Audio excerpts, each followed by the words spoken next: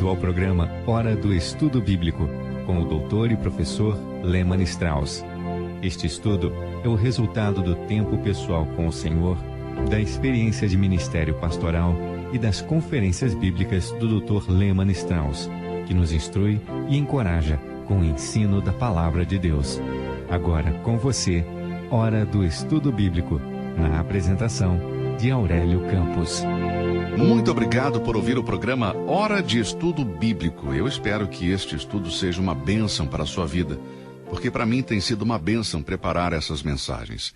Deus tem trabalhado em mim através da sua palavra, por isso é um privilégio compartilhar cada lição com você. Eu espero que hoje esta lição vá de encontro ao seu coração para encorajá-lo. Antes de começarmos o nosso estudo em Filipenses, vamos orar. Querido Pai, é com alegria que estamos em Tua presença agradecendo pelo nosso Salvador, o Senhor Jesus. Obrigado pelo Espírito Santo e pelas Sagradas Escrituras, que são lâmpada para os nossos pés e luz para o nosso caminho. Pai, obrigado por colocares a Tua palavra em nossas mãos, nossos corações e mentes. Queremos ser bons administradores da Tua verdade. Ajude-nos a enfrentar este dia como Teus filhos, como bons mordomos daquilo que nos confiaste. Agradecemos pela rádio que está transmitindo o Evangelho da Graça de Deus.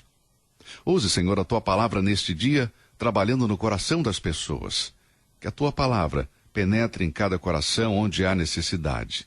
Traga vida para aqueles que estão espiritualmente mortos e console aqueles que necessitam de consolo. Pedimos também por aqueles que Te conhecem, mas não estão nos Teus caminhos. Também por aqueles que estão no mundo. Trabalhe em seus corações, Senhor, e que hoje seja o dia da salvação para essas pessoas. Que muitas delas possam ser edificadas neste dia para a Tua glória e honra. Nós oramos em nome de Jesus. Amém. Vamos ler o final de Filipenses 3, versículo 2 e versículo 3. Guardai-vos da circuncisão, porque a circuncisão somos nós que servimos a Deus em espírito e nos gloriamos em Jesus Cristo e não confiamos na carne. Paulo aqui nos dá uma terceira advertência. Guardai-vos da circuncisão. No versículo 2, a palavra circuncisão significa mutilação. Parece que Paulo estava fazendo um trocadilho com a palavra circuncisão no versículo 3. Porque a circuncisão somos nós que servimos a Deus em espírito e nos gloriamos em Jesus Cristo e não confiamos na carne. Os judaizantes legalistas podiam se gabar de que eles eram circuncidados de acordo com a aliança de Deus com Abraão, e embora diziam crer em Cristo, alguns deles insistiam que aqueles que confessavam a Cristo deveriam ser circuncidados conforme a lei. Não estavam dizendo que não deveriam crer em Cristo, mas estavam acrescentando a circuncisão à fé em Cristo. Eles diziam crer em Cristo, mas insistiam que a circuncisão da carne era essencial para a salvação. Em Atos, capítulo 15, verso 1, lemos: Então, alguns que tinham descido da Judéia ensinavam assim os irmãos: Se não vos circuncidardes, conforme o uso de Moisés, não podeis salvar-vos. Há muitas pessoas em nossas igrejas hoje que são assim. Elas afirmam ser salvas, dizem que creem em Cristo, mas dizem que é preciso acrescentar obras para se manterem salvos. Amigo, você não consegue manter-se salvo por seus próprios meios, da mesma maneira que não consegue salvar-se a si mesmo. Devemos ser cuidadosos para não confundir a salvação pela graça com as obras. Vários anos atrás, quando eu morava na Pensilvânia, um amigo meu era proprietário de uma fazenda de gado leiteiro. Costumávamos ir para sua fazenda, passar um agradável dia no campo e jantar com esses amigos. Ele tinha cerca de 120 ou 130 cabeças de gado. Havia lá um homem trabalhando e eu comecei a falar com ele e perguntei: Você é crente? Ele me respondeu: Senhor, eu vou à igreja todos os domingos.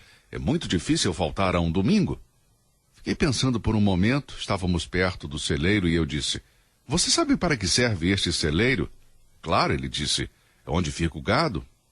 E eu disse: Suponha que você venha a este celeiro todos os domingos do ano sem nunca faltar, e fica por 1h, 1h30 todos os domingos. Vindo para esse celeiro fielmente por um ano, vai transformá-lo em uma vaca? Ele disse: Claro que não, senhor. Então eu disse: Amigo, ir à igreja todos os domingos tampouco vai transformá-lo em um cristão. Você percebe?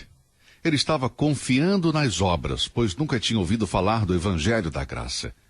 Ele não sabia como é que Deus salva os pecadores, Por isso ele estava adicionando obras à fé, pensando que por ir à igreja ele poderia entrar no céu. Bem, Paulo está lidando com o mesmo problema aqui. Alguns judeus falavam de Cristo, mas insistiam que é preciso fazer obras como meio de salvação. E Paulo está corrigindo isto. Ele chama esses indivíduos de mutiladores, pois a circuncisão não tinha valor algum. Os adoradores pagãos se automutilavam, flagelavam seus corpos, assim como faziam os profetas de Baal. Se você ler 1 Reis, capítulo 18, versículo 28, verá a história de como eles se cortavam com facas, mutilando assim os seus corpos. Essas pessoas, nos dias de Paulo, eram culpadas do mesmo, estavam adicionando a lei à graça. A verdadeira circuncisão é uma obra de Deus no coração da pessoa. É muito importante compreendermos isso. A circuncisão era uma cerimônia judaica para bebês judeus. Se cortava o prepúcio, e isso era algo muito importante no ritual judaico. Mas em Romanos 2, 25 a 29, Paulo disse: porque a circuncisão é, na verdade, proveitosa se tu guardares a lei. Mas se tu és transgressor da lei, a tua circuncisão se torna em incircuncisão. Se, pois, a incircuncisão guardar os preceitos da lei, porventura a incircuncisão não será reputada como circuncisão? E a incircuncisão, que por natureza o é, se cumpre a lei, não te julgará porventura a ti, que pela letra e circuncisão és transgressor da lei? Porque não é judeu o que é exteriormente, nem é circuncisão a que o é exteriormente na carne, mas é judeu o que o é no interior, e circuncisão a que é do coração, no espírito, não na letra, cujo louvor não provém dos homens, mas de Deus. Essa passagem de Romanos 2, 25 a 29, pode ser aplicada a todos nós.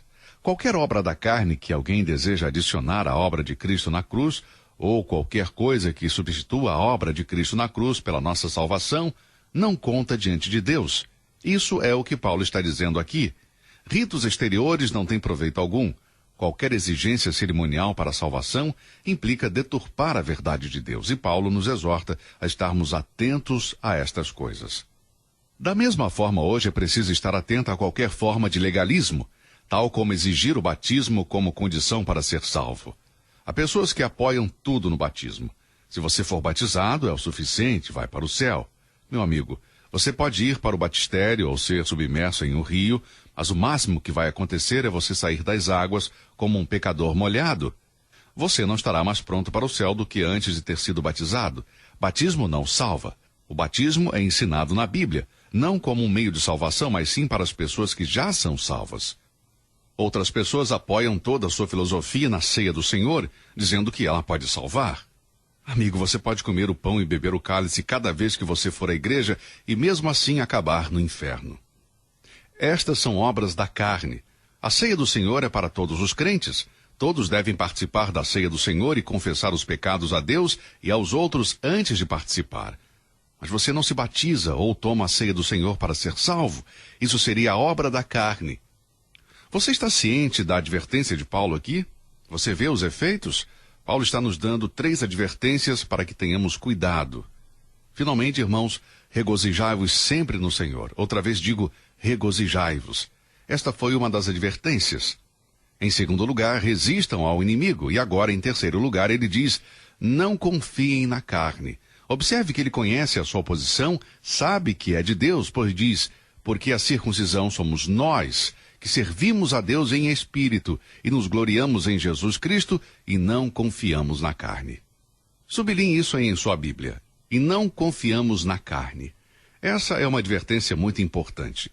A religião dos judaizantes era uma religião de obras, portanto, era uma religião da carne. Qualquer religião que se baseia em obras é uma religião da carne. Quando falo carne, me refiro a esforços humanos, ao homem não regenerado tentando fazer algo para aplacar a justa ira de Deus. Podemos dizer o mesmo sobre as religiões que adicionam ou subtraem algo à salvação pela graça através da fé em Cristo Jesus. Agora, há uma verdadeira circuncisão que serve a Deus em espírito. Vamos ler alguns versículos de Colossenses capítulo 2, começando com o versículo 11 até o 13. No qual também estáis circuncidados com a circuncisão, não feita por mão no despojo do corpo dos pecados da carne, a circuncisão de Cristo. Sepultados com ele no batismo, nele também ressuscitastes pela fé no poder de Deus, que o ressuscitou dentre os mortos. E quando vós estáveis mortos nos pecados e na incircuncisão da vossa carne, vos vivificou juntamente com ele, perdoando-vos todas as ofensas. Colossenses 2, versículos de 11 a 13. Circuncisão significa literalmente cortar o prepúcio. Os mestres judaizantes confiavam neste rito religioso e acabavam colocando mais confiança neste rito do que na obra de Cristo. Por isso, ele se transformou em um cerimonial corrompido. Paulo explica que a verdadeira circuncisão é uma obra interior do Espírito Santo quando ele tira de nós toda iniquidade. Existem 3 características da verdadeira circuncisão. Quais são elas? Primeiro, adorar a Deus em espírito. Porque a circuncisão somos nós, que servimos a Deus em espírito. Em contraste com o louvor da antiga dispensação, que era de caráter ritualístico, o verdadeiro cristão, ao nascer de novo pelo Espírito de Deus, adora a Deus interiormente.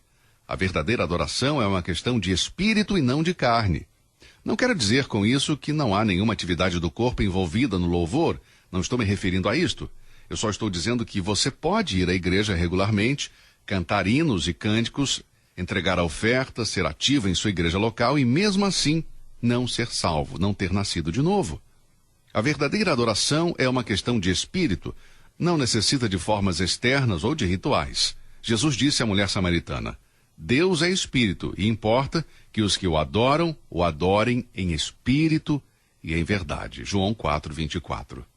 Veja, quando um pecador se torna filho de Deus, quando uma pessoa nasce de novo, seu corpo torna-se templo de Deus, no qual Deus é adorado em pensamentos, atitudes e ações. Em Romanos 12:1, Paulo diz: Rogo-vos, pois, irmãos, pela compaixão de Deus, que apresentei os vossos corpos em sacrifício vivo, santo e agradável a Deus, que é o nosso culto racional. Veja, o corpo é a morada do Espírito Santo e deve ser consagrado, assim como o Espírito. Se apenas temos formas exteriores de louvor, enquanto o coração não está bem com Deus, isto não é de proveito algum. Assim, a primeira marca de um verdadeiro filho de Deus é que ele adora a Deus em espírito. Agora, não tenha um conceito errado sobre adorar a Deus em espírito, dizendo, bem, eu adoro a Deus em espírito, por isso não preciso ir à igreja. Amigos, não é isso que a Bíblia ensina. A Epístola aos Hebreus nos exorta, não deixemos de congregar-nos. Sou a favor da igreja local, creio que cada indivíduo que é salvo deve ir à igreja local. Meu amigo, quando eu digo que a adoração é uma questão de coração, não estou diminuindo a importância da igreja local. Em segundo lugar, Paulo nos diz para nos gloriarmos em Cristo Jesus. Observe isto no versículo 3. Porque a circuncisão somos nós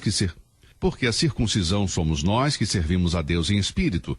E em segundo lugar ele diz, nos gloriamos em Jesus Cristo. Nós somos salvos pela graça e também somos guardados pela graça. Se apenas nós tivéssemos o controle sobre nossas vidas, fracassaríamos grandemente. Quando os 24 anciãos se prostram diante do trono de Cristo, eles dizem, eu estou lendo em Apocalipse 4:11, digno és, Senhor, de receber glória e honra e poder. Depois deste tributo, João diz, e olhei e ouvi a voz de muitos anjos ao redor do trono e dos animais e dos anciãos, e era o número deles milhões de milhões e milhares de milhares, que com grande voz diziam, digno é o Cordeiro que foi morto de receber o poder e riquezas e sabedoria e força e honra e glória e ações de graças. Apocalipse 5:11 e 12. Veja, amigo, os verdadeiros cristãos irão se reunir com as hostes celestiais para dar glória ao Senhor Jesus. E por fim, Paulo diz, e não confiamos na carne. A carne aqui é a natureza adâmica, o velho homem, e amigos, nunca podemos confiar nela. Paulo testifica isso em Romanos 7:18, porque eu sei que em mim, isto é, na minha carne, não habita bem algum. A natureza adâmica no crente é tão corrupta e vil como a natureza adâmica do pior pecador não convertido. A carne nunca muda. Jesus disse, o que é nascido da carne é carne. João 3:6. A carne se opõe violentamente à obra e à pessoa do Espírito Santo. Gálatas 5:17 diz, porque a carne cobiça contra o Espírito, e o Espírito contra a carne, e estes opõem-se um ao outro, para que não façais o que quereis. Irmãos, tenhamos cuidado e não nos deixemos ser enganados pela carne. Nenhum de nós pode confiar em si mesmo por um segundo sequer. Existe apenas um lugar para o velho homem, e esse lugar é a cruz. Em Gálatas 5:24 lemos: "E os que são de Cristo crucificaram a carne com as suas paixões e concupiscências." Você é um filho de Deus? Então, dê glória a Deus. Glorifique e engrandeça o Senhor Jesus Cristo. Vamos fazer isso com as nossas atitudes e ações. Vamos fazer isso de todas as formas possíveis e servir ao Senhor com um coração humilde. Vamos nos prostrar diante dele. Vamos agradecê-lo por sua graça e dar-lhe o melhor, não para sermos salvos, mas porque somos salvos. Bem, nós vamos parar por aqui por hoje. Eu fiz todos os comentários que eu poderia fazer sobre estes versículos, por isso iremos começar com o versículo 4 em nosso próximo programa. E eu espero que você o acompanhe. Que Deus o abençoe e até lá. Você ouviu Hora do Estudo Bíblico com o professor e doutor Lehmann Strauss, na apresentação de Aurélio Campos. Se você deseja ouvir novamente esta mensagem, visite a nossa página na internet www.bbnradio.org. Fica o convite para você nos acompanhar amanhã, neste mesmo horário, aqui na BBN. Hora do Estudo Bíblico é uma produção da BBN.